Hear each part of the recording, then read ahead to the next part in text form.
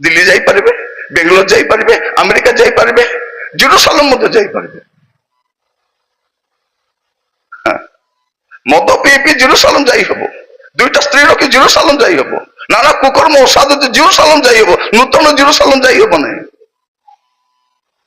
ମୋର ପ୍ରିୟ ଭାଇ ଭଉଣୀ ମାନେ, ଆମେ ଯୋଉ ପ୍ରକାର ଜୀବନ କାଟିକି ଚର୍ଚ୍ଚକୁ ଆସୁଛୁ ସେଇ ଅବସ୍ଥାରେ ଆମେ କୋଉଠି ବି ଯାଇପାରିବା, କିନ୍ତୁ ପରମେଶ୍ୱରଙ୍କ ରାଜ୍ୟରେ ପ୍ରବେଶ କରିପାରିବା ନାହିଁ।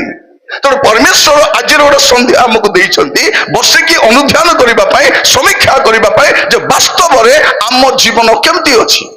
ଉପର ଠାଉରିଆ ଗୋଟେ ଲୋକ ଦେଖାଣିଆ ଜୀବନ କାଟିକି ଆପଣ ଅନ୍ୟମାନଙ୍କୁ ବୋକା ବନାଇ ପାରିବେ, କିନ୍ତୁ ପ୍ରଭୁଙ୍କ ରାଜ୍ୟରେ ପ୍ରବେଶ କରିପାରିବେ ନାହିଁ।